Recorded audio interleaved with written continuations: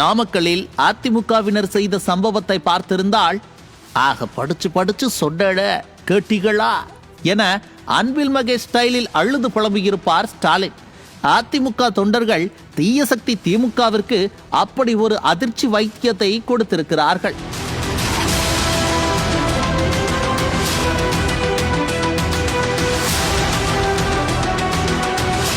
கரூர் துயரத்திற்கு பிறகு சாலையில் பிரச்சாரம் செய்ய விதிகளை வகுக்க வேண்டும் என ஒருவர் வழக்கு தொடுக்க, விதிகள் வகுக்கப்படும் வரை சாலையில் கூட்டம் வேண்டாம் என நீதிமன்றம் உத்தரவிட்டது. நல்லெண்ணத்துடன் நீதிமன்றம் கொடுக்கும் தீர்ப்புகளை தங்களுக்கு ஏற்றார் போல நய வஞ்சகத்துடன் பயன்படுத்திக் கொள்வதில் கைதேர்ந்த கயவர்கள்தான் திமுகவினர். அந்த கயவர்களுக்கு குட்டு வைத்து நயவஞ்சக சூழ்ச்சிகளை முறியடித்து பழகியவர்கள்தான் நம் அதிமுகவினர். அண்ணா திமுகவை பொறுத்த வரைக்கும் எந்த இடத்துல கூட்டம் போட்டாலும் அந்த கூட்டம் வெற்றி பெறும், வெற்றி கூட்டமா இருக்கும். நம்முடைய கழக நிர்வாகிகள், தொண்டர்கள், பொதுமக்கள் நம்முடைய கூட்டத்திற்கு முழு ஒத்துழைப்பு நல்கிட்டு இருக்கிறாங்க.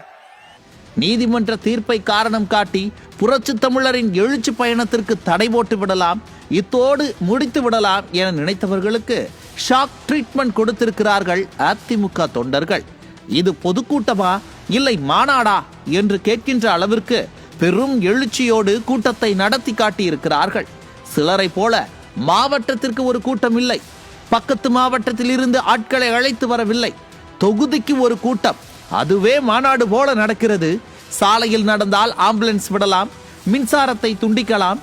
ஆனால் அதிமுகவினரே ஏற்பாடு செய்த இடம் என்பதால் இடையூறு செய்ய வழியே இல்லை.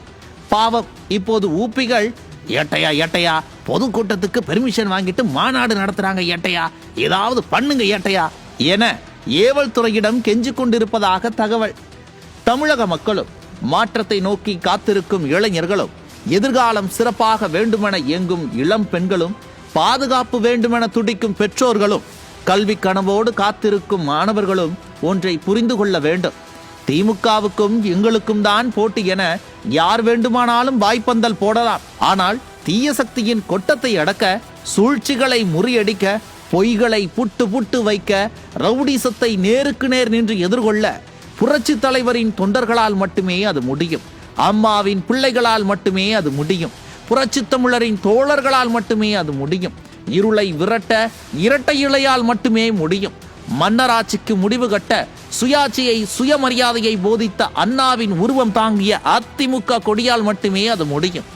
அதிமுக ஒன்றே இங்கு திமுகவால் அசைக்க முடியாத மாபெரும் மக்கள் இயக்கம்.